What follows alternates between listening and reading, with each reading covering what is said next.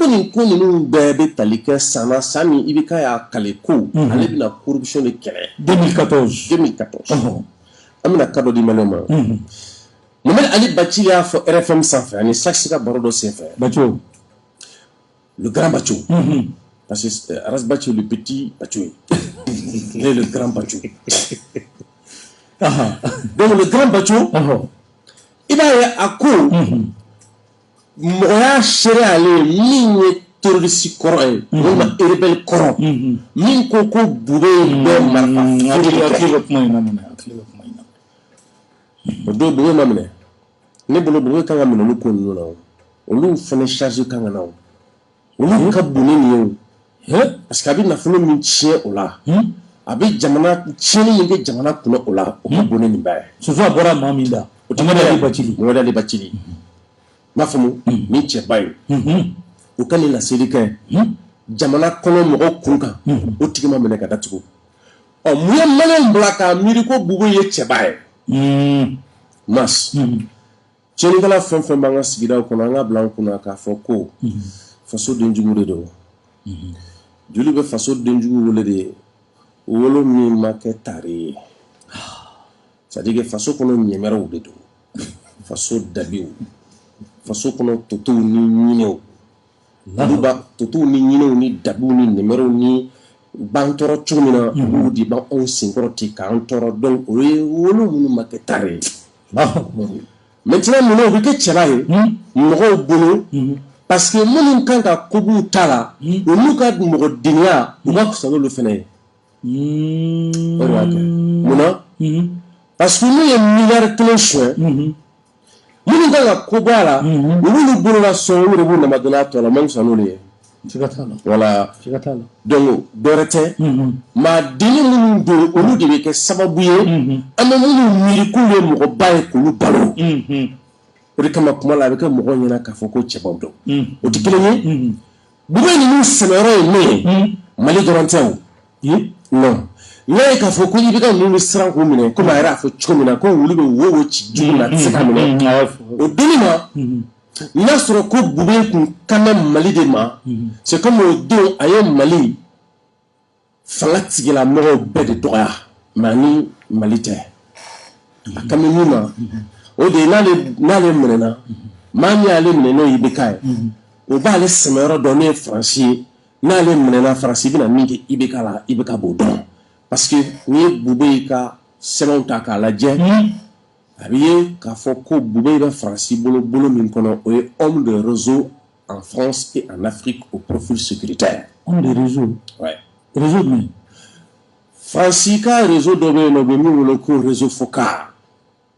C'est-à-dire que Faransi kelen don ka kurufu dɔ de ladan ka na an ka farafinna kɔnɔna na u bɛ tɛmɛ adamadenw dɔw ni ko dɔw de fɛ ka se k'u ka laɲiniw sɔrɔ. Bube ninnu ye mɔgɔw de homme de réseau en France et en Afrique au profil sécuritaire donc Faransi ka lakanako min b'a da n'o ye Faransi ka insécurité min n'a b'o feere jamanaw ma ka tila k'a fɔ k'a bɛna lakana feere aw ma o sira min bɛ yen a bɛ f'o de ma o réseau bon numéro kɔnɔ o de ye profil sécuritaire ma yɔrɔ in ye donc Bube b'o min kɔnɔ n'i bolo dala Bube ninnu kan Faransi b'i kɛlɛ n'a fɔ i y'a jamana jugu de ye c'est-à-dire que n'a fɔ a ye guerre de déclarer Mali bɛ n'a fɔ bi a guerre de déclarer entre a bɛ n'a fɔ ninnu Bube Mali bɛ n'a fɔ guerre de déclaration bi entre la France et le Mali. Oui kana siga la. Kana siga ma kelen parce que n'a jara a bɛ dafa fila. Buma kila Bube ninnu na fɔlɔ mais n'u kilala Bube ninnu na don min na comme n'u y'a dɔn k'a tɛ se ka mɔgɔ ɲɛ bilen hali n'a banana n'a fɔ u bɛ ka min kɛ Blaise la hali a taalen Faransi k'i furakɛ u bɛ pali i tɛ taa. N'u bɛ Blaise fana i tɛ taa. Issa Dabiri i tɛ taa n'i kilakɛrɛ la n'i y'i susi k'i ban i tɛ taa. O bɛ na min fɔ Bubu Sise jɔnni Bubu Sise ne y'a fɔ i ka plateau kan n ko Bubu Sise tɛ fanga ɲini na sa Bubu Sise tun bɛ ka ja dɔn min kɛ jabɔgɔw. Kɔrɔtɛ i bɛ ka tɔgɔ fɔ kɛ Bubu Sise olu tun tɛ premier ministre ye. Awɔ o de kun don. Bubu tɛ ne y'a f'i ɲɛna n ko ja dɔn de don u bɛ ka. Bi taa adresse à la nation. Voilà c'est-à-dire que ja dɔn de don k'a fɔ ko Bubu Sise bɛna kɛ candidat ye fɛn dɔ a bɛɛ manamanakan. A tɛ k'a ye. A ka intention tɛ. Bubu Sise cherche à se réfugier quelque part parce que afrabu si c'est na quoi fla tchugum na tan quoi isolé ndo fanga temble ma ate regroupement na ko nu wula dumina no fo ba biji o no kan atara a nyindo URD ko la o se fa URD o fando fara am se ka fa URD furu fara nga fa futu jela e be furu fara temeto nu traworo ro che gara sigala be bari abi nyama bulila o kam ka tara de Niger mal de Niger ñu ko jekko la mera sare no ko nga jete l'avion na tara to ko ta tete 3 heures de temps mais n'entraîner famille mu fa bro vérifier na e mu to foli oui aka ko do be mu ñu fa ni ko ga ko ko c'est-à-dire ni buum na yoro mina bu kan amine ni buum na yoro mina be ka kan amine kasim tapu yere fene ayde abi ko do kalamu avuga abi ko tawa abi ko do kalamu kan wulu kan ni nga se ka fene ni fa ñu ko meni c'est-à-dire ka jete mineka vérificateur na ira ka fo ko ka kayni kele ko na fulu ko da ni ta milliard bioro ani konontona o do shit me armanta waru na chukumina donc abiye ko o kele FMI e dina na kule ko che no ko ni arme ko la ko warduna waru ni dina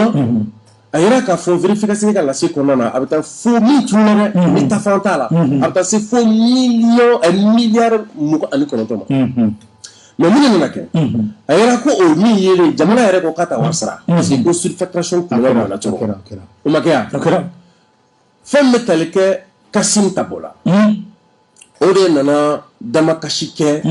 société ni awore kan adi oma ne go sare ko o société ye wole black ka femme cour suprême na so nous tapis de bé le fameux nous tapis nous tapis non ni ale to va ligi sensi global la sensi global o ko de chumé le ki keni jamana yi kata soro jamana amal ama jamana ma abuga yini kuma ma cha ko jamana ra kunte kirin yere kalama jamana kunte kirin kalama wa kirin tilala ni je kiri be dugukolo ko kan kiri ya ira ka foko jamana kan ga misra ko oye miliyar mugo ani durude tellement que buru sise yimbe no risigiri nga na fulu kuna jamana nyangile o jago jugayi a telera ko na fulu dikesi a tila ko jugu ali hakam ko la sara société jamana fa no droit d'enregistrement a nyono ko tellement nga ko tilera mais ko buweri a fuluna ko ka nike ka ware la bon ma famu wa ke ka ke je pap ko buweri bulu la bi bugu bi kenema tsika do gusari soto rejumene do afani do manta do ali jumana ka do yanga do ay bon no chimanga wira ka foko bugu ye posuba mu occupé maba nasku mi do ka foko mai ka subo ba ko ku kun kai rore est-ce que tiere la bugu manga ta fa refe mas ni bla jamana dew ñew kele bi yere ñew ko soba donc am bolo nin koy chena bla rok mi nere ka famuna akay nga ta fa ora fe quoi minte ko subu mbay oui parce que jamana dew nga worde kera ka kaso jogo abeke ka zizu sara quoi ibe dagla mi nga jamana dew nga wordo quoi donc ni jamfa sugu ka do jamana ma ko ngani kiritela de mas pour que Mao Zedong ka cliché ka koko ye musée de la révolution no te masa amembo maroko de Allahu akbar o wakati de sira mauma pende la mort quoi ba tellement quoi maska laje un mécanisme na kuru quoi ou ka bara walea parce que un pays en guerre ko ya dama kode jamana dongo matin midi soir ameka attaquer de quoi anga keleke mina école so war ma duna keleke mina milliards de duna ko de duna bon non vraiment mogo yeli war du ibla robe kaso bombate boulevard kan les âmes sensibles vont se retenir au luka toso am tan joni nga kanya kwa mas kamune vraiment ni pen de mort kamuguchi la amago bola mas wallahi no te amano wane mas jamana fempe jora tene ko qui va faire une maladie, à cause de Lex Z, Lex, au cours des niveaux. La loi est dure, mais c'est la loi. Donc il faut que Mamoune Tcheni Gasse Kunamadola, parce que n'a pas à Mali code pénal, qu'on est million bidourbigi si Kasoke. Moi, mes milliards bidourou, on a 2 milliards tandou, au Fenagab si Kaso la masse. Jalagi Bingera Dokansa. Mamie Goudoran Glan Wardou, Mamie Ekoluso Joli Wardou, Ani Mamie Pays Jamana de Gerla, au Kelagamina Santo Wardou. Et puis, si tu veux que la société m'interrompe, tu vas te faire marché de dama à Bologna Follodo. Ah, à marché à Bologna Follodo. De marché. À Bologna Follodo. Et puis, de façon flagrante, quand tu as c'est-à-dire qu'il y a mes exercices faux, mais Moussa Barafene faux quoi. Allez de Gogoka, qui est donc mon conseil à faire une politique qu'elle a donc quoi. Et puis à quoi il veut gagner Tereta Mima, go Djougoni qui veut ou de Chigate, Tata est dit souffle la Tassola Nanterre. Quand vous renouvelez Gagale au 72 heures garde à vie Nanterre, qu'on une déna qu'elle fait, qu'on une dossier classé là, qu'elle est ok quoi, de façon méprisante et arrogante, qu'a fait peuple malais ou un flair. N'a tige flala du pour t'arrêter au cours de ce à bon comportement le traduit quoi mais nous voulons en gros dossier d'ailleurs au fond de nous les Sénégalais autour merci nous Sénégalais autour on a tout on a doit référer la tête pour sa masse on a do tracteur pour qu'on masse bende bulle pour que au wati de king quoi mo do da o lu ga da de mine ou te ka jamana giriya ou be sambi oroni shegina sambi oroni wolomla ni ou ka dernière cartouche et transition ko fe ne ma ke président e nte na ka 10 ans ko fe tugo ba soro ko nege bora mo la ni re segana o de tama u bete ka ko ni u ka logoma la ba ya ma sa be chuda sali ko yo kere do de parce que ana bo kloge kama quoi na be mami ko no ko bora Ibrahim Boubacar Keita kama ni ni barajo e de na me nyogona quoi e de ni ame nyogona mo ngam ni bara la jo ni kiri ko parce que jigiya wara ma to anyeni ni te ko na mani ke amta malik be ta guerre civile le fam fe ko al sa guerre civile te guerre mi be nu be ga to sugu be dala ni français mi fala na autorité bo fo ko guerre asymétrique o koro o guerre asymétrique koro ko on reconnaît l'ennemi qu'après avoir posé l'acte o ekiya et que les gens jamana sanfela mina on yɛrɛ tɛ se ka pan ka kibaruya ɲini diyagoya i b'a fɔ ko kɛlɛ forme ye asymétrique ye c'est faux et archi faux kɛlɛ min talen don ka ɲɛsin a ma guérilla urbaine don an b'a kunbɛn n'o ye mali surasiw bɛ tenue de bila u bɛ mɔbili fɛn fɛn bɛ ni armée dɛsɛlen b'a kan u b'a bila u b'u bɔnbɔnsi bila u fana bɛ don dugu kɔnɔ u b'u ɲagami o kɛlɛ sugu de don guérilla urbaine bɛ kunbɛn ni guérilla de mais e jɔlen bɛ faama sɛbɛnnen min na binkɛnɛ b'i kɔnɔ renversi b'i sen na i kunkolo dilen don jugu ye dɔn e tɛ jugu dɔn donc e bɛ jugu bɛ dibi la e ma e jɔ bɛ kɛnɛjala ka diyagoya ye a k'i bali la ka i siriparan o dun b'a fɔ ko surprise b'ale jinɛ minɛ donc o kama an ka sɔrɔsiw ka ɲi k'o de bila sen kan an ka sanfɛla ka k'an ta ye d'abord le renseignement il faut que mali dugukolo sanfɛla o ka kɛ an ta ye pour que an bɛ se ka lakana ko bila sen kan donc min ye kiriko ye parce que dossier baw de bɛ yen dossier baw de bɛ yen a bɛɛ instruction bannen don. Et Maliki Koulibaly fana dossier d'Ahela, mais Maliki Fou.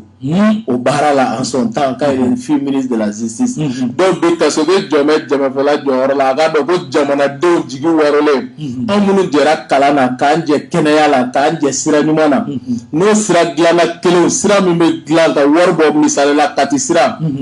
En Boraka, Kile Duru, Anye Djamana, économie paralysée. Utara ye 78 milliards en Israël Moussa Diawara sigira ni Boubou sigira 78 milliards ko ka ta kati ka ta jijeni ka be de ma masse ba gudoro 78 milliards de francs CFA ka gudoro me be de ma ka bo kati ka ta jijeni asra cheni ta kama ko me ko de finyana o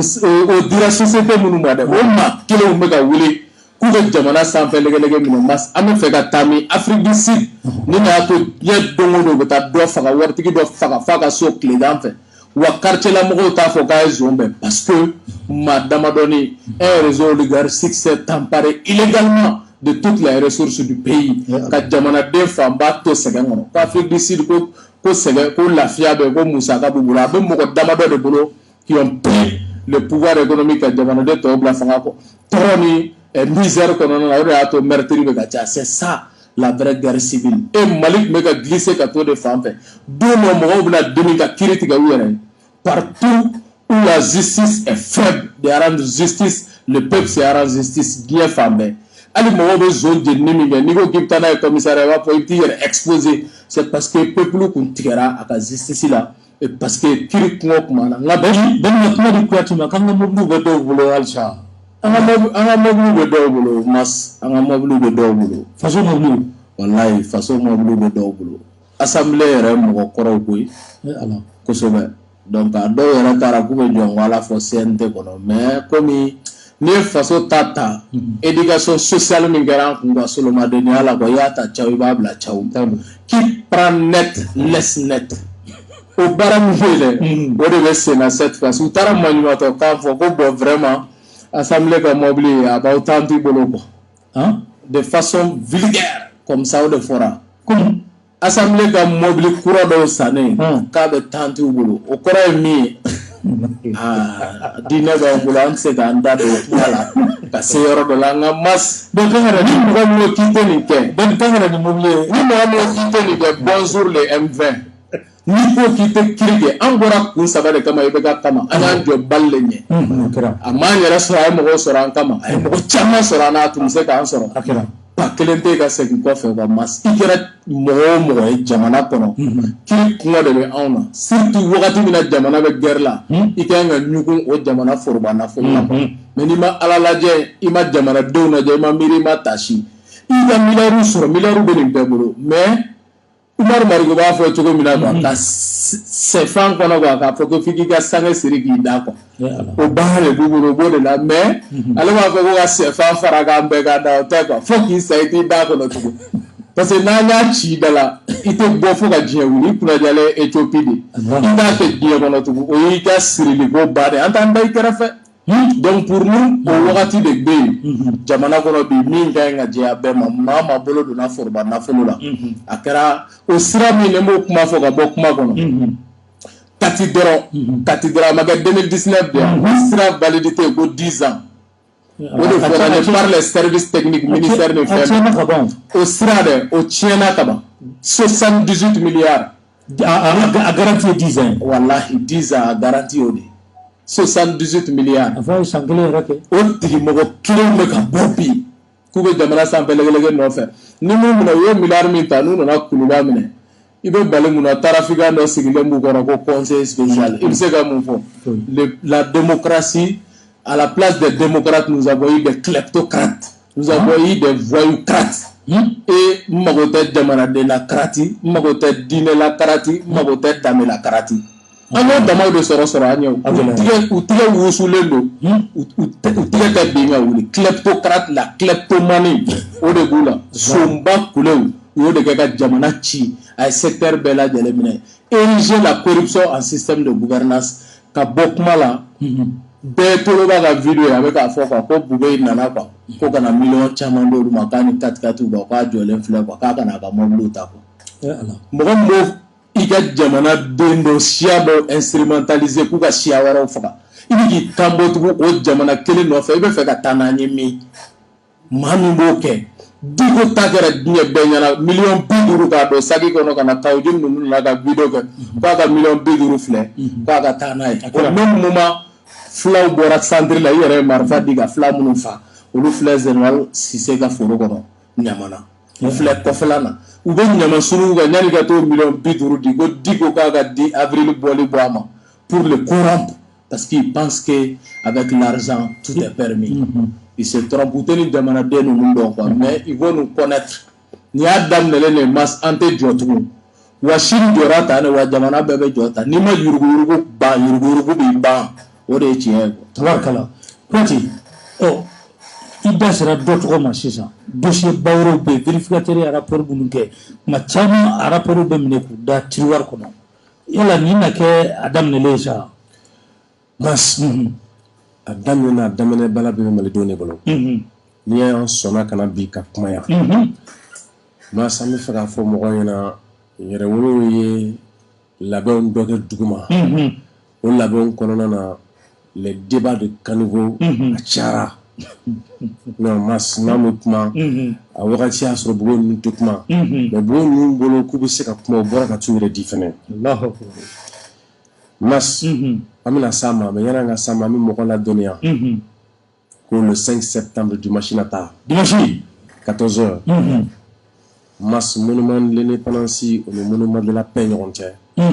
a ɲinilen don ko maliyɛnw ka fa monument de la paix o tɛ Kɔnɔba yan o ye Kɔnɔba de ye ka bɔ monument de l'indépendance la ka taa Kɔnɔba la mas o de kɛnɛ de bɛ wele ko l'avenue du 5 septembre 1961 mas o bɛ tali kɛ don de la min san 60 kunbɛ bɛ bɛn dimanche nata ma mas nin don de Bazumele b'a ko Mali kɛra an ta ye ko Mali jɔnjɔn ko ja ko fanga tɛ fankelen i ko san jumɛn 1961 a san sira yɛrɛ tɔgɔ dalen don o de la o don de la Faransi taara k'a ka pankuru pan o base de kɔnɔ a ka cɛ laban bɔra yan o don de Bazumele b'a ko Mali kɛra an ta ye ko Mali jɔnjɔn ko ne Mali drapeau de ye ko drapeau min yɛrɛntɔ filɛ nin ye tugun ko Faransi ka drapeau tɛ ko ne ye drapeau min ye ko ne ye Mali yɛrɛwolodenw ka drapeau de ye a bɛɛ y'o don de 5 septembre 61 o san 60 de ye dimanche a bɛ bɛn dimanche de ma a dimanche don wele bilalen don maliyɛn bɛɛ lajɛlen ma an ka bɔ ni drapeau ye ko kabako ni dusukasi ni laɲini minnu b'an na parce que o de kama i ko ne y'a daminɛ de yan ne yɛrɛ y'a fɔ maliyɛnw ɲɛna ne ti da fanga la parce que fanga ye kɛmina de ye fanga bɛ n'a fɔ tɔrɔtɔrɔla ekuru bien client fɛn minnu wele n'i y'a ta ka min kɛ na a b'o de kɛ n'i ko k'a k'a seere a b'a seere n'i ko k'a k'a walaka a b'a walaka a fɔra Sékou Touré de fɛ ko dans un état démocratique l'État est un instrument technique pour le choix du peuple et l'application de ses décisions sisan bugo ye minɛli kana taa se fo ni degun ko minnu b'an kan mɔgɔ y'a yɛrɛ tilal'o da la mais a ko waleya daminɛli ne ma wulikajɔ foyi ye maliyɛnw bolo n b'a yɛrɛ na k'a fɔ k'a tun b'u bolo sɛbɛ la o fana ye tiɲɛ u b'u sigi wulikajɔ kɔni ma kɛ fɔlɔ dɛ u b'u sigi club de soutien bɛ milliardaires bolo minnu y'a suɲɛ o mankan bɛna taa caya fo an bɛna taa don fo débat kɔnɔ mas Bugu Sise e ka lajɛ n'i y'an ka jamana ta k'a lajɛ avion min n'a fɔra k'a sanna ka di IBK ma avion in Bugo de ko k'a sanna miliyari 7 ani kɛmɛ naani c'est-à-dire que murumuru 470 Bugo de ko k'a sanna o la 7 milliards vérificateur kelen de fɔ mais Musa Mara ko k'a sanna 21 milliards miliyari 24 ko miliyari 4 taara commission bolo IBK ko k'a sanna miliyari 10 mais vérificateur ka sɛgɛsɛgɛli kɔnɔna na a nana ye ko société min bɛ yen nɔ ni feere kɛra o fɛ ne bɛ wele ko Marc Kafajoli o société kelen de tilala k'a kɛ société ye min ɲinina jamana y'a ɲini min fɛ ko ka taa lajɛ ni a bɛna fɛn min feere a ma n'a ka ɲi est-ce que bamanankan bɛ yan c'est-à-dire que ni e bɛna avion feere ne ma ne bɛ taa bɛn de fɛ ni bɛn ka baara dɔn bɛn de bɛ taa ɲini k'a ɲɛw dɔn walima ne bɛ mɔgɔ wɛrɛ ɲini min bɛ taa ɲini k'a dɔn ni e bɛna min feere ne ma n'a ka ɲi mais jamana ye miliyari 1 n'a kunna fɛn de di o société ma k'a yɛrɛ ka taa fɔ n'a bɛna fɛn min feere a ma n'a ka ɲi n'a ma ɲi a yɛrɛ ka fɛn awɔ vérificateur de min fɔ a yɛrɛ bɛ ka fɛn min feere a yɛrɛ bɛ ka fɛn min a yɛrɛ ka fɔ k'a ka ɲi awɔ a yɛrɛ ka fɔ k'a ka ɲi ka tila ka miliyari 1 d'a ma o la o tɛ feere wale ye dɛ o y'a yɛrɛ ka inspection wari ye awɔ vérificateur de min fɔ mais so bɔlen kɔ k'a yira k'a fɔ fɛn bɛ tali kɛ a immatriculation na ko taara yɛrɛ sɔrɔ fo 17,5 milliards miliyari 17 ani murumuru dɔrɔn ko a peinture wariw o ni avocat minnu taara ko boliboli kɔnɔ o ni a nali Mali kɔnɔ ko taara yɛrɛ sɔrɔ CFA wari miliyɔn 300 ni 29 ni comment dire ka taa n'a kunkanfɛ ko bɛnn'o ma sisan k'a bɛ ye ko wari min ni o bɔra ka don avion kunkɔrɔ ko bɛ tali kɛ 18 milliards 915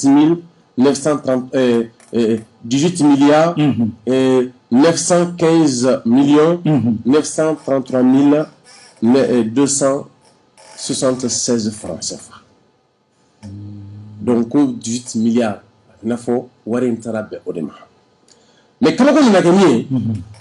ce que n'i ye nin puru lajɛ a sanna min na nin bɛɛ kɔfɛ a nin bɛɛ kɔfɛ prix jɔnjɔn min b'a la ko 7 milliards. Donc 7 milliards ko kuma bɛ sen na mais an taara yɛrɛ sɔrɔ fo 21 milliards la. O kɛra cogo jumɛn na nin wari bɛɛ bɔra ka cɛci mais kabako fana kɛra min ye o de kama an bɛ fɛ Imam Mamudu ka conférence de presse kɛ blindé en carton ma se b'a dɔn min kɛra o la ko o 100 de tun ka san a yɛrɛ ko 50 o de nana o 50 min nana Bubu yɛrɛ Sise ko rétro commission ko ka di teliya la rétro commission min c'est que jamana kɔnɔ coxeur ka wari coxeur wari nin dɔ bɛ yen jimisi suru kan ko ka di joona a yɛrɛ ko min ko k'a b'o di o ko non k'ale se k'o di ko fo ale k'a ka wari dafalen sɔrɔ wagati min na ale bɛ se k'o segin k'o di kabako nana kɛ min ye k'u to boliboli kɔnɔna na a yɛrɛ sisan ko fɛn bɛ tali kɛ Union européenne Mali ka armée ka san 59 senfɛ o nana a ɲɔgɔnna si 13 di Mali ma o ɲɔgɔnna si 13 di Mali ma a yɛrɛ ko ɲɔgɔnna si 13 dilen Mali ma o bɛnna i bɛna ye k'a fɔ wari min ma o wari o b'a yira k'a fɔ ko anw ka gouvernement a ye blindé kelen feere an ma miliyari 1 blindé kelen miliyari 1 blindé 1 awɔ kana sɔrɔ blindé 1 sugu la Union européenne min di n'o yɛrɛ ye ɲuman ye o tɛ $39 bɔ k'a tɛ sabali sa walayi awɔ u ye min carton min feere an ma a kelen miliyari 1 blindé en carton k'a sɔrɔ blindé yɛrɛ original awɔ o tɛ $30 bɔ o tɛ $39 bɔ voilà an t'a ko donc o bɛ ye ni jamana ba in ta k'a lajɛ mas parce que à peu près olu ka 13 blindé bɛnna 500 millions de ma donc n'o jateminɛ a bɛ n'a fɔ sisan den 13 o bɛnna $1,500,000 de ma yanni miliyari 1 yɛrɛ b'i bolo la i bɛ se ka caman sɔrɔ i bɛ se ka caman sɔrɔ ne 26 ɲɔgɔn sɔrɔ voilà donc pratiquement Mali nana nin nafolo bɔ k'a ta tan o de kama bɛn ko Maliyɛn an ka bɔ kuma na parce que kuma ye nin ye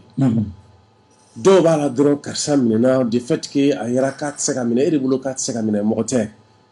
jɔda yɛrɛ t'a la faso yɛrɛ kɔnɔ yɛrɛ i m'a faamu mɔgɔ min bɛ yen nɔ i tɛ se k'u bolo ɲɛsin ka fɛn foyi ma ko mɔgɔ bɛ min lakale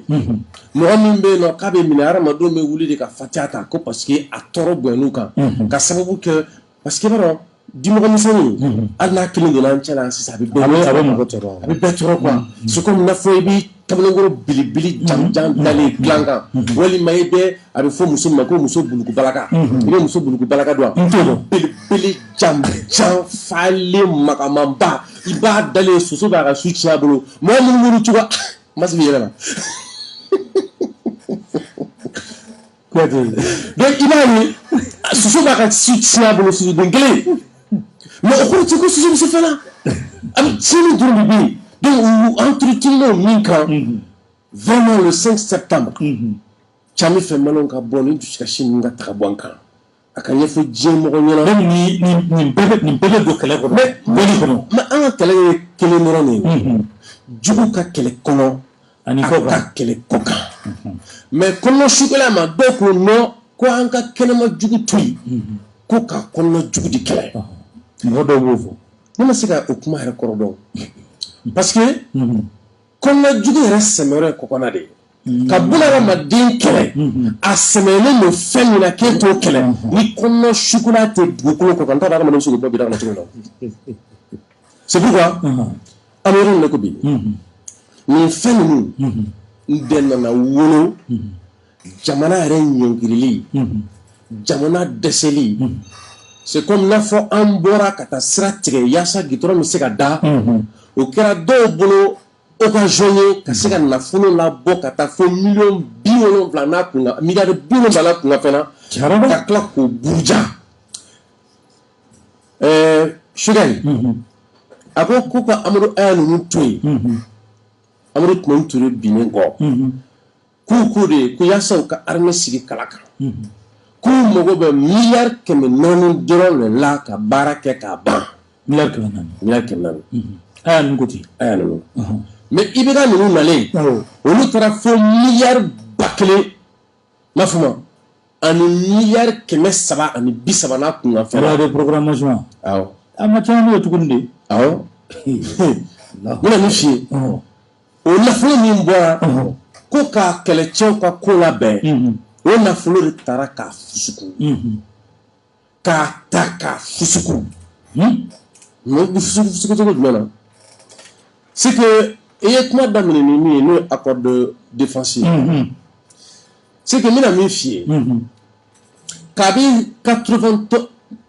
1980 mɔgɔ caman b'a fɔ ko an ka armée binnen ko sɛbɛn Faransi nɔ yan dɔw bɛ to k'o fɔ i b'a ɲininka est-ce que a fa sera ka accord de défense kɔnɔ ko f'a ye oui n'o y'a fɔra i ɲɛna i b'a faamu depuis 80 ans ou bien 600 ans depuis 85 oui ça dit que France, voilà, processus de quoi François Barthes de quoi que la France a une part, c'est-à-dire que la France a une part de responsabilité dans l'effondrement de l'État malien. Elle a soutenu dans les années 80 des programmes d'ajustement structurel d'inspiration néolibérale qui ont détruit l'armée, l'école, la santé publique, etc. Et ont ainsi ouvert une voie royale aux institutions islamiques de substitution. C'est que Ben Braka kuma damado fo Français a do ani olu ko cɛ a y'a don ale cɛ mun na parce que accord défensif de b'a ni ɲɔgɔn cɛ c'est comme bi avion min ne a bɛ Espagne n'a kan ka na di Mali ma ka se ka kɛlɛcɛw ta ka taa kɛlɛ kɛ o bɛ ye k'a fɔ ko Français de ko minnu bɛ wele k'a fɔ ko plateforme a bɛ n'a fɔ sisan olu ye pro gouvernement de c'est comme n'a fɔ olu ni gouvernement de ka surun i b'a fɔ Gacha n'a ɲɔgɔnnaw awɔ Gacha de b'a kɔnɔ n'o ye Gamuga mɔgɔ ye ko a yera ko olu bɛ mɔgɔw ta minnu ye denmisɛnnin ye k'a don u ka kɛlɛ kɔnɔ ko nɔ kan k'a ti bɛn Mali ye pankuru min san k'a pankuru ka di Amérique fɛ Mali ma an ka nafolo bɔlen kɔfɛ ka sɔrɔ an y'a san ka taa sɔrɔ an y'a san o tɛ yan mais ka taa sɔrɔ kabi 2012 o ni ka rapport fɔlɔfɔlɔ min bɔra an ka crise kan a yera k'a fɔ ko Faransi y'a bolo di MLA min ma ko c'était un mouvement sulfureux minnu bɛ yen ni tiɲɛnikɛ kulu de don n'u bɛ denmisɛnninw de ta k'u don kɛlɛcɛ la mais u ma Faransi bali ka coopérer n'olu ye o tɛ kelen ye fila a bɛ ye k'a fɔ sisan Faransi b'a ban ka pankuru di an ma ko ka sababu kɛ groupe armé min ni Faransi yɛrɛ y'o reconnu que c'est des groupes légaux n'o ye k'a fɔ k'u yamaruyalen don ka marifa ta olu yamaruyalen don ka marifa ta olu yɛrɛ kɛwale kɔnɔna na ka fara tiɲɛnikɛla kulu kan munna Faransi m'a ɲini o ko ka sanctionner fo sanction bɛ bin Mali kan mais mun de bɛ nin se di Faransi ma c'est parce que an yɛrɛ fana sɔnna k'a fɔ ko Faransi ko jɔyɔrɔ de f'an n'a ɲɔgɔn cɛ o de kama CNT mɔgɔ minnu kɛlen don ka fara ɲɔgɔn kan k'a fɔ k'u b'a ɲini ka kɛlɛ kɛ yaasa o kɛwale ka dabila an b'u féliciter k'an ka fɔ an bɛ min fɔ Maliɲɛnw ɲɛna c'est que ni mɔgɔ nana fanga la bandaw n kan t'o ma dɛ o mana fanga la dɛ ayi bandaw ma fanga kɛ Mali kɔnɔ bandaw yɛrɛ m'a dɔn yɛrɛ k'ale kɛra Mali président de transition yɛrɛ a ma kili a ka discours kelen kɔni ko i ko ko nin y'a ka kɛta bannen parce que ne y'a dɔn Maliɲɛnw ye fɛn min kɛ bandaw la ça ne se fait pas o tɛ y'o ye dɛ voilà u ye fɛn min k'a la ça ne se fait pas discours yɛrɛ kɛ don ka ban e ye bandaw ka fanga yɛrɛ a ka kɛta n'a ka fɔta de banna mas fɛn dɔ bɛ yen mɔgɔw k'u hakili to a la c'est que minnu b'an kunna bi u bɛ se ka siran min ye i b'o dɔn anw yɛrɛ Maliɲɛnw sinon ma Sogɛlɛ kuma caman fɔ dɛ Asimi fana ko caman kɛ dɛ coup d'état fila à l'intervalle d'une année ye ko caman kɛ dɛ mais n'u sirannen maso bɛ se ka siran jamanakɔnɔdenw ni ɲɛ parce que b'a dɔn anw maliyɛnw fana ye siran ye fɛnba de ye munna parce que an ka cu n'an ka ca a bɛ min ko fɔ an t'a dɔn c'est ça le problème o de kama minnu b'a fɔ k'u bɛna kɛlɛ kɛ ka na ni diba ye an ka dɔ fara a kundama kan an kana dɔ fara a kundama kan cɛ an ka baara kɛ ni wagati y'an sɔrɔ baara min kɔnɔ o kan ka kɛ cogo min na ne tɛ an ka jamana ma kɛ ten o de kan ka kɛ kuma yɛrɛ mais ma se o de kuma ye ni waati y'an sɔrɔ cogo min na an ma kɛ ten an ka tɛ an ka jamana ye où est le problème ok Ben an y'a ye k'a fɔ Bandawu ani Mutaruwani u bilala bilali kɛra cogo di mun bɛ se ka fɔ a la lamɛnbaaw ye voilà diɲɛ mɔgɔ ye mobiliser ko u kantigɛ da yira ko f'u ka bila u ka taga kabiri a daminɛ o de fɔr'u ye k'u ka taa k'u tigɛ nɔ bila kɛ gafe la k'u tɛna don wale wɛrɛ kɔnɔ o ka lakana b'u yɛrɛ kan min bɛ jamana bawuli min t'o o baaraw ye tugun cette fois-ci u m'a tigɛ nɔ bila nka u y'a kumakan di n'i ye communiqué kalan o de bɛ communiqué kɔnɔ quoi donc k'u y'u engagé k'u tɛna don projet la tugun jamana ma juguya la komi halisa u yɛrɛ ka u jigiba tun bɛ mɔgɔ min kan o cɔlolen don donc Goyita sécurité d'état ɲɛmɔgɔ Goyita a cɔlolen don a cɔlolen don donc se k'i fɛ ko ma ban a cɔlolen don donc an b'an tulo mada ni a wolola min na jamanadenw bɛ bɔ a caman kalama. donc Tigiri ka minɛli Tigiri a kɛra k'a sɔrɔ ministre de la défense don dossier min filɛ nin ye ni a jalakilen don o la n'i ye nin ko munumunu k'a munumunu est ce que jamana ɲɛmaakɔrɔ a tɛ se ka ɲininka nin ko la yala ni ɲininkali da sera a ma a dun bilalen don a ka hakɛw kɔnɔ yala ko bɛ kɛ cogo di a rétablira ninnu fɛ ka ban. oui Bandawu y'a rétabli ça c'est vrai Bandawu y'a rétabli nka ni ɲininkali taara bɔ a la dun a bɛ nale o foyi t'a kisi rien foyi tɛ diɲɛ kɔnɔ min bɛ Ibrahim Boubacar Keïta kisi kaso la taga ma foyi tɛ diɲɛ kɔnɔ min b'a kisi foyi sur tous les plans a bɛ taa an ka a jateminɛ dɔrɔn an ka taa dɔrɔn non masa an ka taa des cas de haute trahison vol tɛ fɔ ninnu t'a la tugun nka pillage de bɛ fɔ ninnu t'a la quoi o ka jugu ni vol ye o ye k'a kɛsu kɔnɔ fura pum k'i sigi parce que vol ye n ye dɔɔnin t'a la pillage ye n y'a a kɛsu kɔnɔ fura donc ninnu b'o de kɛ c'est des pilleurs et non des voleurs donc an bɛ taga komi ko in ko cayara donc boli bɛ ko min na an fana tɛna don wagati fɔ ni kuma caman na dɔw bolila donc boli suguya ka ca sentigɛ ta o ye boli dɔ ye n ye avion ta mercredi n taara jigin Abidjan n ka billet retour talen don n bɛ segin ka na Mali la vendredi n fa karisa dɛrɛla alamisa n ye n ka billet bɔ a dɔgɔkɔrɔ ka yɔrɔ wɛrɛ sira minɛ jamana in bɛ ja sa ni Ala sɔnna ma la situation est pire mais an k'an jija an bɛ nin yɛlɛ min na dusukasi yɛlɛw don quoi mais a bɛ ɲa parce que tamasiyɛnw bɛ yen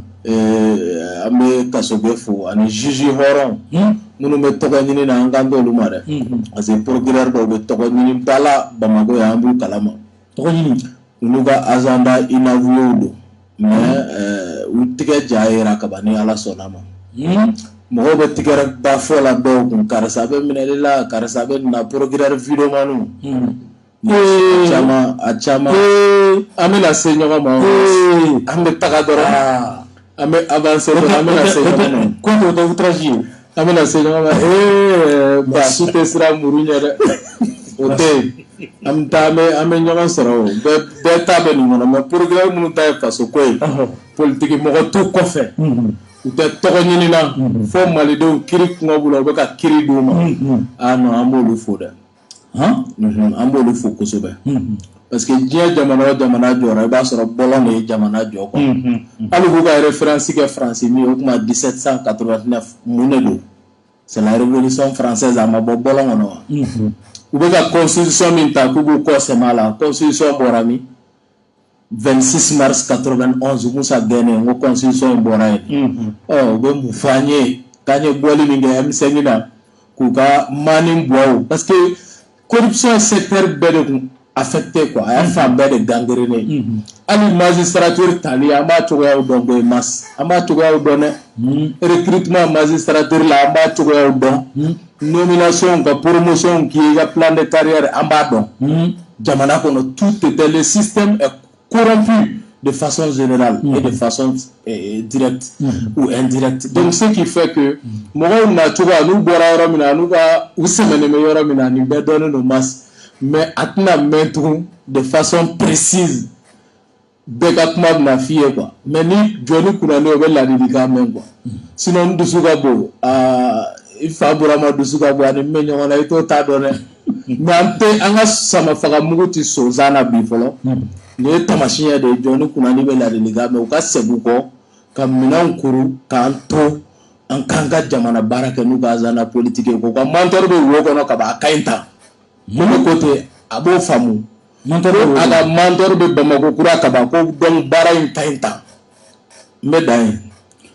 dɔw kɔni ko ko nin ko bɛna kɛ dɔrɔn ka mɔgɔw laɲina n'i ye tigiri minɛ maa caman bɛ k'olu bɛ laɲina mɔgɔ caman kɔni bɛ k'a bila o minɛn kɔnɔ caman bɛ k'a jɛra maa dɔw ye dan t'a la k'a fɔ ko tiɲɛ yɛrɛ la tigiri yɛrɛ de filɛ nin ye quoi. c'est-à-dire mas prip de fiera i ye nin fɔ min prip de fiera ni mɔgɔ o mɔgɔ tɛ dɛ ni cɛ o cɛ ye nin najɔ mas i ni M20 min ɲɔgɔn na M5 tɛ tugun walahi ni ye nin baara lajɔ i tɔgɔ ye di procureur wa ministre de la justice wa premier ministre de wa président de transition de wa mas k'i b'a ɲɛ de i ko sankisɛ nin bɛ lajɔ o nin bɛ taa de bɛɛ n'a ye kow bɛ daminɛ duguma dɔɔni dɔɔni ka yɛlɛ mais ni a taara daminɛ sanfɛ yɛrɛ sanfɛ lɛgɛlɛgɛ bɛ yen an ma se o ma fɔlɔ sanfɛ lɛgɛlɛgɛ bɛ hali bi n y'o de f'i ye tabiri sanfɛ sanfɛ lɛgɛlɛgɛ bɛ yen a tun bɛ jɔn ka ci la tala premier ministre y'i bonya o bonya président min nommé yan siga t'a la an ka taa dɔrɔn mas ni Ala sɔnna jamanadenw sɛgɛnna hinɛ de banna tabarikala an bɛ jamana ko la Kuyate maa min bɛ yen ni aw caman bɛ yen a b'aw yɛrɛ ye a la Amadu Jikɔrɔni ko a ka soma yɛlɛma k'a kunbɛn k'a sera mun bɛ i bolo ka fɔ a la. Masina fɔra ko mɔgɔba Amadu Jikɔrɔni ninnu de bɛ wele ko mɔgɔba mɔgɔ minnu bɛ yen n'u ye jɔyɔrɔbaw kɛ mais jɔyɔrɔbaw kɔnɔ n'u ma kɛ foyi ye faso cilaw kɔ komi n b'a fɔ cogo min na n ka kuma la n'i ye faso jɔlen ye muso dɔ de bangera min den y'a jɔ wa kana siga la n'i ye faso cilen ye muso dɔ de bangera min den y'a ci donc kana siga la min bɛ min na o nɔ kan i b'a dɔn i ka musokɔrɔba bangera fɛn min na o dɔnnen don dugukolo kɔ kan kana ɲɔgɔn nɛgɛ maa y'a dɔn maa m'a dɔn e bɛ min na o nɔ kan i kan k'a dɔn i ka musokɔrɔba bangera den min na mas muso min bangera Amadu Jikɔrɔni na a ye den di jamana ma den min ni a ye jamana nafa k'a to sifiya la ka na jamana nafa k'a to kamalenya la ka tila ka jamana nafa tuma min na a bɛɛ cɛkɔrɔbaya la ka jamana nafa tuma min na a taara a soma yɛlɛma na mas olu maa fasugu de bɛ wele anw fɛ yen ko maabaw maa min ye jɔyɔrɔ fa n b'a faamu ni tunya ye ka jɔyɔrɔ fa ni faso kanu ye ka jɔyɔrɔ fa ni kodɔn ani kokɔrɔ dɔn ye maa min n'a bɛ se ka wele ko hɔrɔn o ye arabu b'a fɔ cogo min na a bɛ ye k'a fɔ an b'a fɔ de ko yɛrɛtigi yɛrɛtigi kɔrɔ ye jumɛn ye ko maa min yɛrɛ dangalen dɔ la k'a fɔ ko ale ni na hakili b'a sago la awɔ o de ye yɛrɛtigi ye n ta ye n yɛrɛ ye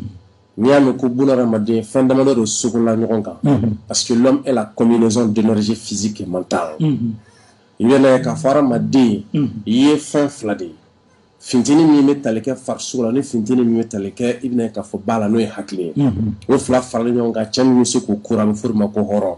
o de kama a bɛ fɔ ko la noblesse est un code de vie qui commande le sens élevé de l'honneur et la dignité de l'esprit patriotique et chevaleresque la retenue de soi en tout lieu et en tout moment masi cɛ o cɛ ma k'a faso fɛ kana siga la i tɛ hɔrɔn ye masi kana siga la masi cɛ o cɛ bɛ yen k'i ma farin ka se k'i ka faso bɔ bolo la k'i ma farin ka se ka bingali bɔ bolo la cɛ o cɛ bɛ yen nɔ k'a ju kurukuru bɛ yɛrɛ tuma min na ni bingali kɔnɔ bɛ ka bin a kan i tɛ hɔrɔn ye masi ni cɛ in kɛra hɔrɔn ye tabarikala mas i bɛna ye k'a fɔ ni tuma kalan cogo min na a ti cɛw fara ɲɔgɔn kan ka mɔgɔw kalan o tun ka dɔgɔ a fɛ mais wagati min na ni tilali ka baara bɛɛ lajɛlen na ka taa sɔrɔ wagati min na a kɛra kɛnɛ ye a kɛra sunɔgɔ ye o a bɛ wuli a ka walanda a b'a d'i ma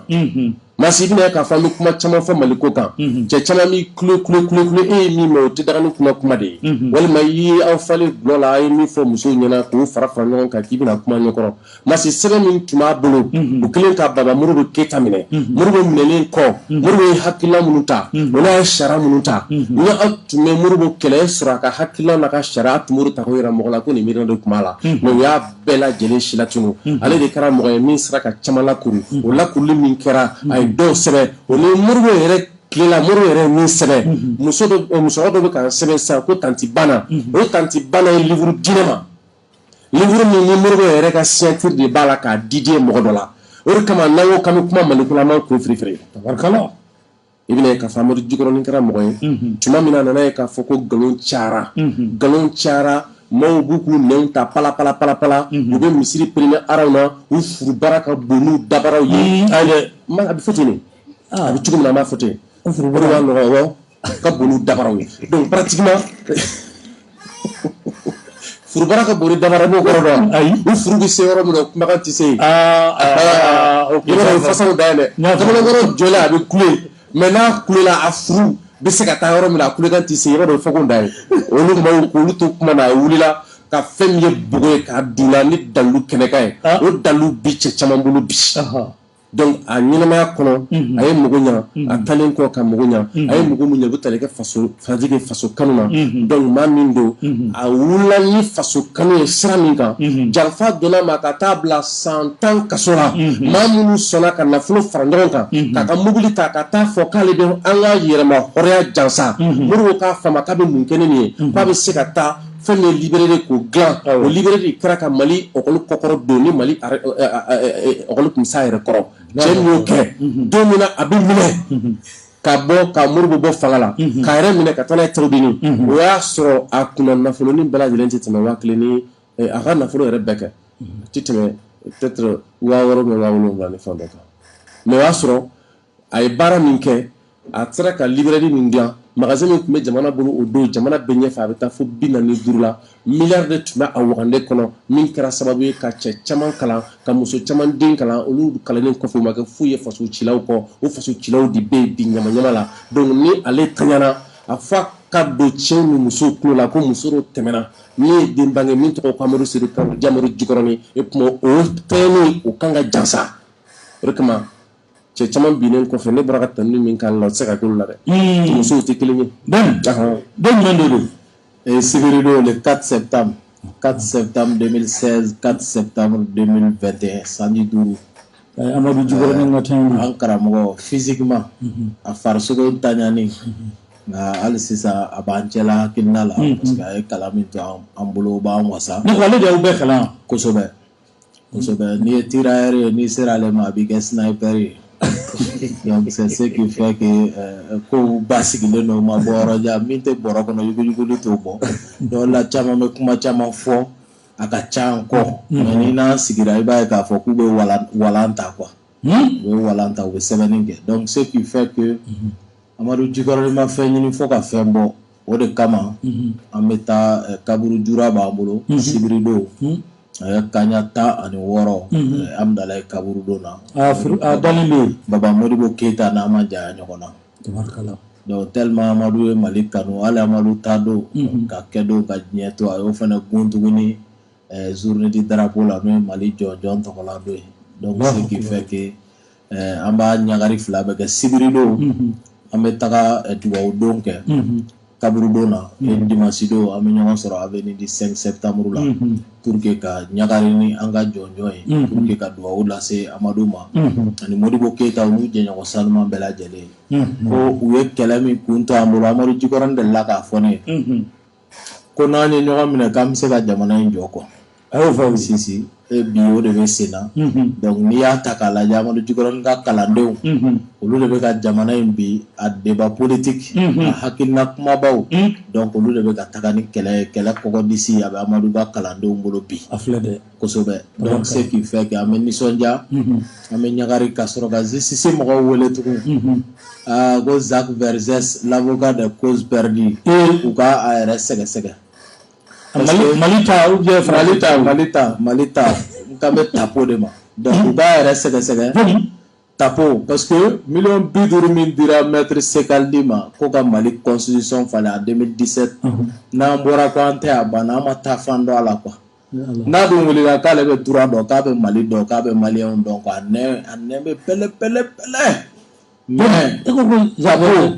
Jacques Verset l'avocat des causes perdues hali sisan ni dɔ ye mugu ci dɔ la tourner l'Afrique la i b'a yɛlɛ de ye quoi et puis a bɛ bɔ fɛnɛ sini ye kiiri ye cɛ i ka argument labɛn i ka taa baara la sa i bɛ t'i sigi mun peseni da la k'i bɛ mɔgɔ jumɛn tapa k'i bɛ taa mun videoman ya kɛ avocat videoman i bɛ ka jɔn de la sira i b'i ka client se ko ma donc il faut qu'il sache que an bɛ ka taa sira kura dɔ de fɛ min ni bagabagali t'an bɔ yen quoi. nin ko in mas Mali kura ko ye an jɔ mɛ nin kan dɛ a bɛ jɔ an jɔ m'a kan dɛ mas maa min b'a fɔ i b'a ɲɛkɔrɔma tigɛ n'i ɲagara i yɛrɛ la i b'an sɔrɔ i ɲɛ tabarikala kosɛbɛ an bɛna sira di nɛgɛjurutigiw ma nka yan'o cɛ Kuyate dɔ ko ka i ɲininka Yɛrɛwolo debout sur les remparts ko aw bɛ MDP la dɔ ko k'i ɲininka la mas n t'a dɔn n'a sɔrɔ a dilan ka mɛn ko parce que fɛn dɔ bɛ yen n t'a dɔn n'a sɔrɔ a dilan ka mɛn k'a fɔ ko Yɛrɛwolo ni MDP k'u dilan ka fara ɲɔgɔn kan c'est vrai a kun ɲinina wagati dɔ la ko fara kan ka kɛ ɲɔgɔn kan mais wagati faamu ma na la finalement a kɛra MDP bɛ Yɛrɛwolo bɛ yen mais n'i ye jateminɛ kɛ a bɛ ye kɛlɛw bɛ ɲɔgɔn sɔrɔ yɔrɔ dɔ la komi i n'a fɔ yɔrɔ dɔ la fɛnɛ kɛlɛw parce que Yɛrɛwolo tɛ politiki tɔn ye mais MDP dun fɛnɛ kɔnɔna na i b'a ye k'a fɔ ko o yɔrɔ b'a la donc o kɛra sababu ye an ye bɛɛ to a ka minɛn kɔnɔ ka kɛlɛw kɛ kɛlɛw ye kelen mais u tɛ tɔn kelen kɔnɔ a tɛ tɔn kelen kɔnɔ mais kɛlɛw taabolo ye kelen kɛlɛw taabolo ye kelen wa tɔndenw yɛrɛ bɛ i b'a sɔrɔ camanba bɛ yen min bɛ MDP kɔnɔ camanba bɛ Yɛrɛwolo kɔnɔ MDP yɛrɛ vice président o bɛ Yɛrɛwolo kɔnɔ n'o ye bɛnnen tabarikala i m'a faamu voilà an bɛ maaw ta sisan 20 20 18 65 20 20 18 65 bonya ani karama kɔnɔ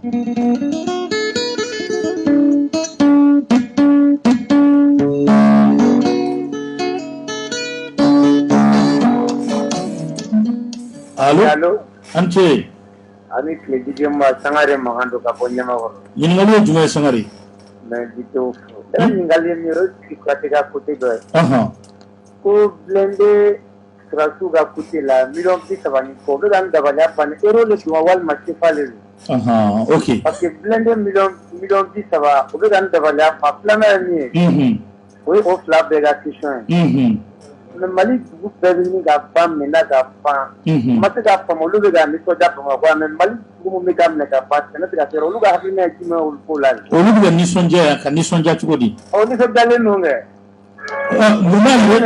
b'a yɛrɛ la k'u nisɔndiyalen don ne ma débat bɛɛ lamɛn ne bolo minɛli ninnu tɛ koba ye ne bolo quoi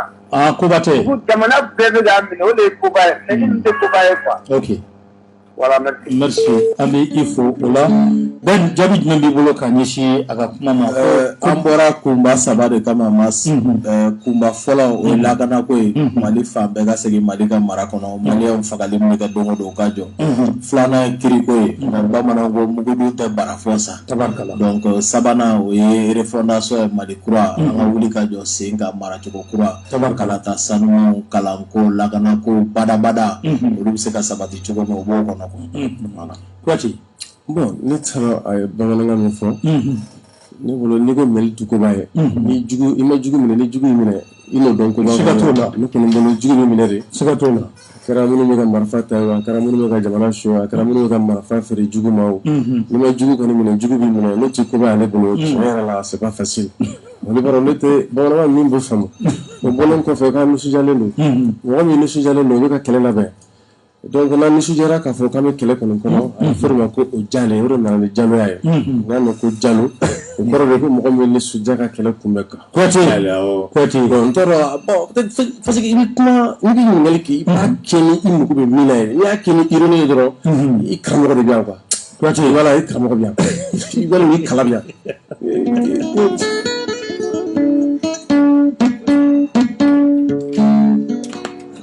allo an ce allo an ce Allô? Allez, ma sabati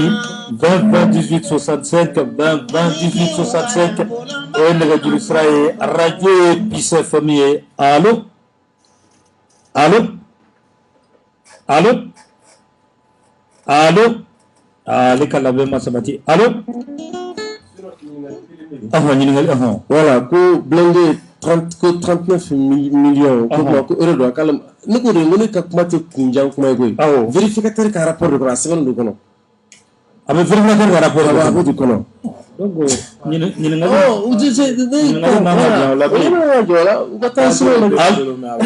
Allô, bonsoir. Ah, ça va? Ça va, alhamdoulilah. Tokoni jamu? Traoré. On a foli be sargo. Ka banko ka siribu fana fo.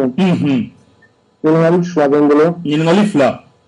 Fala be ka ben. Ben. Na fara ñingali ko ma accord de défense ni. Ore la trichugo bala ko mo ibsera ba ma chugo na passion di ni na fera bo accord kono. Sima ika partenaire en vertu.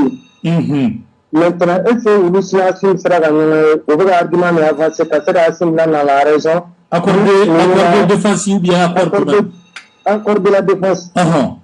parce que plus c'est accord au na bois non si moi il suffit que la partenaire de la vertu est-ce que on a si le pour que au argument mais avancé ça a si le convaincu ça na relation match on a faut quand le bois non parce que le député de l'Union restera ka olana aga cause là il va me barrer dans mon fait parce que là on a que bolo rotation il se la sans se retrouver en hiver et non c'est à kogo kiri de karaka tilera ta o sabe donc notre tapo fait partie ndra fait tapo pour le jore na avocat de Congo ou bien ministre de Congo avocat pour le kiri mania avocat ka mundo de yoro la mega se donc na sura ale ko avocat tabarkala merci ben yé ñingali famu ko sobe ay mi fo accord de défense ko la ni fale me do la partie kele mala ñini kalo woro donc asimi ala ñino kalo fla de ni asimi ala ñini ko sobe tabarkala kwati oui afro la ko ka kasimu ni na parce que est-ce que kiri de droit est-ce que ou ka combine de droit parce que a kana ke mo ko avocat fene mo ko atsega do association de malfaiteurs kono ko amsega do voilà na ira ka fo ko feminu parce que akara chumina ko kama ngonga ka wole ka nyina ok ben be faga do fara voilà be détail mi faraka misale la français era te ka accord de défense boñable parce que ko taga chugoy aye aka coopération suspend ama Mali consulté ka turbu retrait annoncé ama Mali consulté donc Mali fena ba ka siraw ka Camara bora Moscou ani Istanbul et akle nani ni Sadio Camara ministre de la défense abora Moscou zombie sont policiers bi sont abora Moscou angata doro sogale mi fo dans la diplomatie on parle moins et on agit beaucoup solo avocat de l'intérêt ali kiri kechugo dobe juge bi sekamine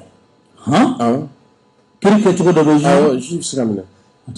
voilà donc aka yini ka don akara chugumina on do foko comme en sigara kola international ye manœuvre munu ke pour que kan ko yesoro kiri de doa kiri tawa parce que fait milliard mukani duru ko kiri jamana ka ta jo nyokoro sans ka soro foi ten donc pratiquement akara chugumina ko ne fait bro ko donc fon kola la o ni no jako e ka ni ala jugo ba ko ni ala so voilà ana salida ya allo aketo ikachama bo radio mangana ima bwala itoko ni jamu namudo wala gem sira ko me jetama iwala gem awa tipo ka kwate ko ka benko ne ko ni ngal min bense tanye ci la bema min mana jabli ke est-ce que amena munde ke kambo ni jennay kono gelaya jumen jennay anga jennay kono parce que anga jennala Jonya la halisa amen ok afamna and ko da munde ke ka ba ko tabarkala nala ko nama ba ka wele la ajara ni deli ka wele ke ni mala ni ala sunna na RFM tabarkala ba ka wele la mais ni ala sɔnna ma Ni Ala sɔnna ma. a ko ne parce que ne t'a wele ale ka jamukan ya i b'a la o de ka ɲi ka weleli kɛ ka ɲininkali kɛ tabarkala an b'i fo Foti i jɔ an ka nin ta fɔlɔ allo Allô, ça c'est l'autorité morale le big désert. là Era ben bulu da tanga di ka bilang. cogo di Dan itu abada pertanyaan saya, an ka taa don mereka tu bom kunai, aha apa yang dokter mhm itu, mhm mencoba bara ini itu, ini dia lah sahaja ini itu, yang mau dia ni cuma sanggaran ini, yang mau dia ni bisa juga ala batilan dia nak orang. siga t'a la Dan ni dia tu. a filɛ dɛ Ini ni cuma tampang itu. Tapi ini kalau ni ada orang jaga, ada kontak ni dia. siga t'a la Lepas nak question positif, parce que déjà, il n'y a pas de mine cabinet. Il n'y a pas de mine cabinet. Mais il y a des grands, on va le mettre blanc dans le temps, il a mis cela, que bara fatigué. tabarkala Il t'a babadan, a filɛ dɛ on a checké quand il est dit. a tulo b'i la Quand il est dans le bagan, il est halala, il est ça. a filɛ dɛ Quand il est à Damamoué, quand il est dans le temps, a filɛ dɛ la majorité générale, bon, il est flabé. Mas eu quero saber o que é. Mas até não pode. Não foi por ele me mandar. tabarkala Cantar que ele é assim. Não está feliz. a diyara n ye merci beaucoup la Ben Oui, i kɔrɔkɛ i bɛ jumɛn d'a ka kuma kan grand frère national ka bubula fo tabarkala ka faso kanu n'a ka wulikajɔ la ni Ala sɔnna k'a fɔ jɔnya juru ye min ye ɲininkali kɛ an bɛ ka bɔ a kɔnɔ Ni Ala sɔnna. baara dɔ de daminɛna an ka nin ta Sidibe allo allo Sidibe salamu alaikum waaleykum salam somɔgɔw di a tɛ foyi fɔ la nba cɛkɔrɔba ka ne fo ka k'i yɛrɛ fo a diyara n ye ka bɛɛ fo o bɛɛ ni k'a ka numéro kan ko siribe ko k'a ka ko a tɛ numéro k'a ka numéro tɛ ta ka a ka nimero tɛ ta ko a ye bɛnkɛ écouteur de b'i tulo la écouteur tɛ n tulo la e ka yɛlɛma tɔgɔma dɔɔni ta a ka ɲi ɔhɔ sisan a ka ɲi ko ne ko ɔhɔ ka numéro k'a tɛ ta a ko ne ko ten ni Ala sɔnna ma a b'a faamu ka n ka foli lase a yɛrɛ ma a tulo b'i la n bɛ n ka cɛ fo n'o ye dan ɔhɔ ɲininkali kelen pe ɛmu basiriki la jamana jɔ la cɛ min ma jamukan tiɲɛli ye jamana ko la ka e ma jamukan de kɛ jamana jɔ la ni tiɲɛli ye e wele cogo di ok merci an b'i fo an b'a to aw k'o jaabi bɛɛ n'i bɛ min da o kan an ka sɔrɔ ka kuma di Kuyate ma n'a faamu kan ɔ a kuma ka fɛ yan k'i ka nimero k'i tɛ ayi o yɔrɔ ko cɛ min ma jamukan ye tiɲɛli ye jamana ko la ko o bɛ wele cogo di o tɛ faso den jugu ye de tɔgɔ wɛrɛ t'o la ni faso den jugu tɛ tabarikala ko n ka numéro peut-être k'a fili la numéro la sinon n'a ye message ci ma 74 01 35 i bɛ ko sɔrɔ a bɛ ɲɔgɔn sɔrɔ ok mas an ka makɔrɔ ɲininkali kɛ ko an bɛ se ka bɔ nin kɔnɔ cogo di an filɛ ka nin min kɛ a kana jɔn na mas dɔ bɛ yen ko mariko la solution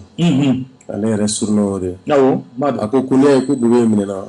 ko Ala ni yɛrɛwolo sababu a y'a fɔ parce que Bube sɛbɛyɔrɔ ye yɔrɔ min ye a y'a fɔ o don na dɛ dankarilen don o la mas u bɛ cogo min na u bɛ nin wulikajɔ min na u kana sigi de ye a fɔra anw fɛ kuma bɛɛ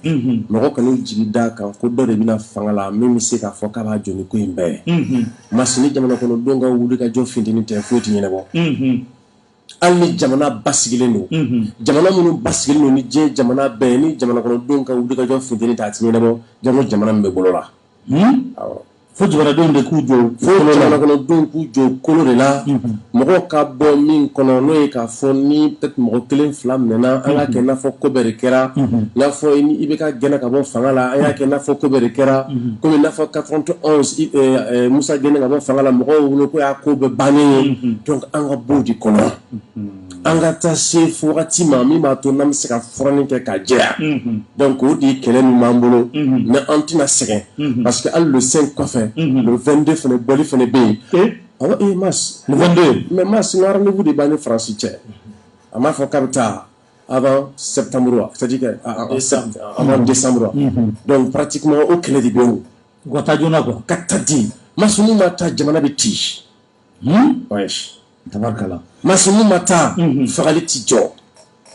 mars an ka kumakan tɛ dɛ nin ye Faransi yɛrɛ jamana ɲɛmɔgɔw ka kumakan de ye parce que k'u taara diɲɛ fan fan nin kelen don c'est le même c'est-à-dire que c'est le même scénario kana siga la donc dusukasi yɛrɛ de b'u nɔfɛ mars e ka lajɛ bɛɛ ni ye mɔgɔw ka a yɔrɔw ta Faransi y'a ka foraji ni u ye muso kulu fara ɲɔgɔn kan yɔrɔ yɔrɔ u ye don kɛ yɔrɔ yɔrɔ bi a bɛɛ achégelen don a bɛɛ réfugié a dugu bɛɛ jenina a bɛɛ Faransi ko k'a ye yɔrɔ yɔrɔ contrôle ta surtout u bɛ ka yɔrɔ min wele ko zone de 3 frontières ayi o kɔni o t'an bolo bi o banna t'an bolo bi donc dɔ kɛra o ka bɔ yen mɔgɔ guerre civile i b'a dɔn a bɛ ye k'a fɔ ko bɛɛ ni fɛɛrɛ dɔ fɔ mais i b'a kalama ko ni sɔrɔsiw y'o fɛɛrɛ adopté a bɛ tila ka yira k'a fɔ k'u ye guerre civile ou bien k'u ye civile su ka ban ɲɔgɔn na a bɛ fɔ ten o Faransi kelen fɛ ale de bɛ rapport juguba ninnu bɛɛ kɔfɛ système tɔgɔ jugu fɛn fɛn bɛ ta ka ɲɛsin armée ma ale de b'a bɛɛ kɔfɛ ni maa ma ko k'i bɛ dɛmɛ don Mali ma ale de b'a buruja Faransi ni fɛn t'i bolo o t'i jɛ ni fɛntigiw ka jɛ mais pourquoi i bɛna n'i ti se baara la i ti bɔ mɔgɔ da la bi mɔgɔ ka hakili jagabɔ kɛ dɔrɔn cɛnni ni filanan jamana kɔnɔ ni Faransi nana yanni a ka kɛ cɛnni bolo k'a b'a kɛ baara de bolo ye Faransi bɛ se ka jɛ mun na an ka faamaw fɛ baara bolo ka tiɲɛ yɛrɛ la gagnant kɔnɔ mais o de tɛ yen a gɛlɛyara voilà an ka maaw lamɛn 20 20 18 65 20 20 18 65 o ye nɛgɛjuru sira ye 20 20 18 65 allo an ce Aba an tɛ ma tɔgɔ ni jamu Dieu Siribe. i Sidibe Aba. nba Voilà, ne ka ɲininkali ye min ye wa? Ne kun fila yen nɔ, u ye mun fɔ mɔgɔ ye, mɔgɔ min b'a fɔ ko ale bɛ Asimi fɛ, mais a tɛ Choguel fɛ wa? Ko ni transition nana ko Asimi ka kunkɔrɔta don, ko mais ko n'a tiɲɛna ko Choguel ta don. Ɲininkali filanan ye min ye. Bon, est-ce que u fila bɛɛ, est-ce que u dalen don Choguel la k'a bɛ se k'u ka baara in kɛ wa? A bɛ sira min na a ka ɲi wa ou bien a man ɲi? ok Ben kuma tɛ nin oui donc an bolo mɔgɔw bɛ kuma dɔw fɔ i tɛ kɔrɔ dɔn a la quoi peut-être que règlement de compte b'u bolo tasara bere dɔ b'u bolo ka ɲɛsin mɔgɔ ninnu dɔ la kelen ma quoi n'o tɛ Choguel ni Asimi u faralen ɲɔgɔn kan malidenw bɛ k'i yɛrɛ ye o de la o de baara bɛ ka jaabi bɔ wa an dalen don a la fɛnɛ ni faso jama ye o kɔkɔrɔma don o dio ni o bɛ se ka Mali dɛmɛ an ye kɛlɛ min kɛ mɔgɔ ma kuma fɔ ka tɛmɛ Choguel kan donc n'a ko a bɛ taa sira wɛrɛ fɛ min tɛ kɛlɛ kuma ye jamanadenw b'a hakili lajigin a la et pour le moment u b'o sira de kan mais mɔgɔw fɛnɛ presselen don dɔɔnin an k'o yɔrɔ fɔ mɔgɔw kɔrɔtɔlen don u bɛ fɛ sisan ka yiri turu sisan k'a mɔ ye sisan ka tila k'a mɔ don sisan mais donnons un peu de temps parce que diɲɛ ko o ko la le facteur temps est extrêmement important pour que an ka kalo 2 kalo 3 lajɛ k'a lajɛ tigitigi an ye sira min ta an ka se a seyɔrɔ la sinon ni fila i tɛ se ka dɔ bɔ dɔ la fo ni tasara bere b'i bolo ka ɲɛsin nin dɔ la kelen ma le président est son premier ministre donc olu de bɛ ka taga ni transition ye quoi tabarikala mas ko blende kelen sɔngɔ miliyari kelen o bɛnna dɔ hakili ma mais k'a sɔngɔ diɲɛ yɛrɛ min ye ko 38 millions o fana bonyana hakili fana ma an b'a page partager de quoi a page mais numéro a bɛ vérificateur ka rapport yɛrɛ de kosɛbɛ mas bɛna min fɔ dɔrɔn kosɛbɛ Sidibe ɲininkali dɔ kɛ ko mɔgɔ minnu bɛ ma jamu ni tiɲɛni jamana kɔnɔ parce que tubabukan na f'o ma ko la flagornerie flagornerie i b'a dɔn n y'a fɔ o de majamuni ye tubabukan na non majamuni o ye flateli de ye. O flateli ye. Mais matɔgɔli donc kana fɔ ma ko la flagornerie c'est-à-dire c'est la flatterie basse intéressée o ye jumɛn ye c'est que maa min mago bɛ ka dɔ sɔrɔ i bolo i bɛ cogo min na o n'i ka kɛta lanko la a b'o fɔ k'o di kulo la ten dɔrɔn pour que i ka sɔrɔ k'o lajɛ dɔwɛrɛ tɛ c'est que minnu bɛ tiɲɛni kɔnɔ adamadenw dɔw bɛ yen u b'a dɔn ko c'est des gens qui sont très faibles c'est-à-dire u b'a dɔn ko mɔgɔ minnu don digi kelen d'u la u bɛ dɛsɛ dɔ kɔnɔ quoi donc yaasa ka u fɔ k'u jaanin d'u yɛrɛ la olu tigilamɔgɔ de bɛ u tanu ni tanu cogo la nata dɔ nɔ kan f'o ma ko la flatterie basse intéressée donc u ni u tanubagaw bɛ ɲɔgɔn faamu kan parce que o tanuni de b'u soulager dɔɔni sinon foyi t'olu bolo olu yɛrɛ b'a dɔn u bɛ min na o fɛn de olu yɛrɛ kɔnɔ u ɲugunnen n'u yɛrɛ la u bɛ dɛsɛ dɔ kɔnɔ maa min bɛ to k'u tulo kɔnɔ kuma dumanniw f'i ye nkalon kan o tigilamɔgɔ fana b'u solo de k'u ta sɔrɔ u bɛ ɲɔgɔn kalama quoi c'est comme n'a fɔ mɔgɔ ka hakɛ to kamalenba ni voilà. a faamuna 20 20 18 65 20 20 18 65 o ye nɛgɛjuru sira ye allo.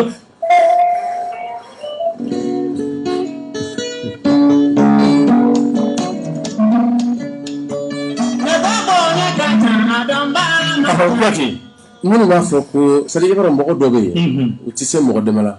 maliyɛn yɛrɛ fan camanba bɛ yen u tɛ se mɔgɔ dɛmɛ la dɛ dɔw bɛna don dɔw b'a ɲini k'a fɔ u bɛ na fɔ k'olu bɛ asimi de kɔ u tɛ sokɛli kɔ dɔw b'a fɔ k'u bɛ sokɛli kɔ u tɛ asimi kɔ u tɛ ban jamana in kɔnɔ yan parce que mais mɔgɔw don u t'a fila si kɔ bon u tɛ jamana yɛrɛ fana kɔ u tɛ jamana yɛrɛ kɔ u bɛ ba min kan o ye farali ba de ye m'a faamu u bɛ kɔ dɔn ɲɔgɔn na ba i b'o y'anw fɛ yan dɛ an bɛ président kɔ n'an bɛ premier ministre est-ce que u bɛ se ka kɛ cogo di u ka jate la n'a ɲɛna ko sukɛli b'a tɔgɔ ta n'est-ce pas juguya dɛ mais n'a tiɲɛna o a bɛ tiɲɛ sini kɔ kɔnɔ sukɛla tɛ tora t'a la o n'i kɔnɔ sukɛla dɔrɔn i saraka la a banna 20 20 18 65 20 20 18 65 o ye nɛgɛjuru sira ye allo allo ina labɛn ma sabati an bɛ taa ɲɛfɛ mas danni ye min ye c'est comme n'a fɔ an tun bɛ kɛlɛ min na anw de y'a ɲini k'a fɔ ko i bɛ taa k'a fɔ a ka taa nin sira kan o kɔrɔ n'i bɛ k'o ɲini mɔgɔ fɛ c'est que o don i kelen bɛ ka jigiya dɔ ta i kelen bɛ ka danaya dɔ ta k'a da tigilamɔgɔ kan c'est-à-dire que danaya min b'a ni mɔgɔ ɲɔgɔn cɛ a bɛ da e de n'i sɔnna ka da an na k'a fɔ ko a bɛ nin cogo la ni nin ye tiɲɛ k'o ta a bɛ dɔw de fɛ o sinon k'a fɔ an bɛ da i la ten k'an sigi o t'a ni mɔgɔ cɛ mais an bɛ den minɛ k'u bɛ bɛɛ n'o min fɔ an k'u di coup d'état fila mɔgɔ min y'a kɛ san kelen kɔnɔ o y'a sini de c'est que a bɛ ko dɔ dɔn a bɛ sɔn ko dɔ ma o sukɛli an filɛ ka nin min fɔ ale ye livre de bɔ a la a ye livre bɔ donc o y'a yira k'a fɔ ko an ninnu an ka jate la ninnu bɛ se ka ban de walima maliyɛnw bɛ se ka dɛsɛ de ka ko kɛ ni ninnu ye sinon minnu bɛ ninnu jaabi u b'a dɔn voilà minnu b'u jaabi non temps de u b'a dɔn voilà kuma bɛ yen de an bɛ tali kɛ allo an ce Allah ma nba tɔgɔ ni jamu rama tenta du kuma ma de tigiro i cɛn ta kuma turu ta ko e era ko en de ta sabu ku wala kana na mu kuma kan la ne kuma ben fana ko an ta ku la tra pa kanu wa la ikule paralaga rama en amani misala yang kuma kuni yang hadla tapo tabarkala mais comme beki comme ale ba assemblée ko nay aka ko assemblée ni mo hoy kuma kan mi plan ni da ko ni de jamana dunga le jokku donc ko ta na ki la se ala ke ko la nan ha dore ma ni ngala ani ala subhanahu merci bedi yame ko sebe anu te kuma wara ganin bawo abana anu te kuma wara ganin bawo abana ko ka foli lase aw ma kosɛbɛ Dr Cham ale côté ko ka aw fo allo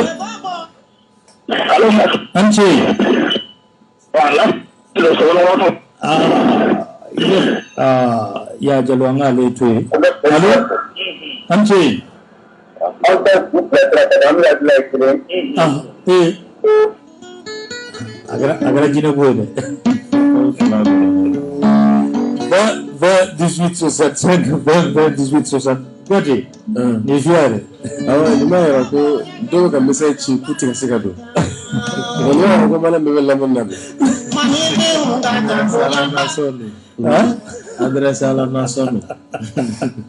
20 20 18 65 20 20 18 65 Bani tɔgɔma n'o ye Ibrahim Bɛni ye ko k'a ka foli lase aw ma kosɛbɛ. Ibrahim Bɛni i b'a dɔn kosɛbɛ ko ka aw fo kosɛbɛ. Allo an ce allo an tile ale ka labɛn ma sabati an ka lajɛ an ka maa wɛrɛ ta. Allo yaa ka taa. Allo an ce allo an tile ale bɛ ka an lamɛn bɔlɔlɔ sira fɛ a ka gɛlɛn ni arajo sira don sa a bɛ faamu mais bɔlɔlɔ bɛ kɛ retard la fitini voilà 20 20 18 65 20 20 18 65 allo an ce tɔɔrɔ sɛ tɔgɔ ni jamu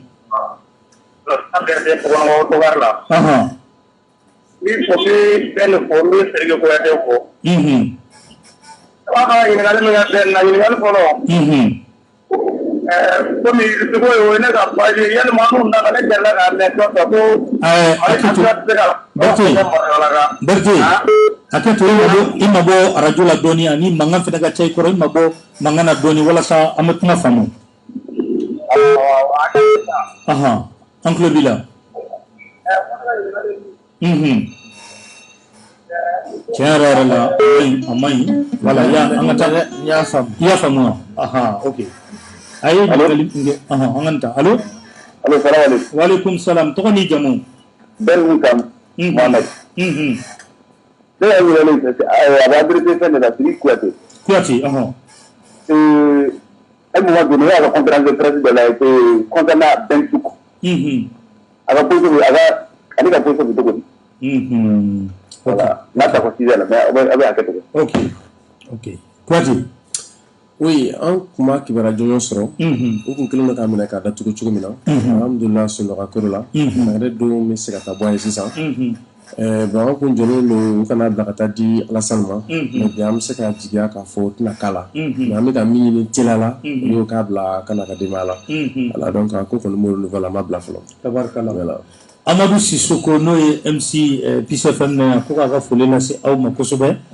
ale de sɔnna an ka eri ko o kelen ka kelen ta wala ko fara kan a y'a fɔ dɛ b'a Sissoko voilà ne ye ɲininkali kɛ a ye ɲininkali kɛ Russie nali ko de la n'o de fɔ ko ministre de la défense Sadio Kamara a bɔra Poutine fɛ tile 4 donc a taara Erdogan fana fɛ Turki min ko ko Macron ka taa kunkolo ko cogoya lajɛ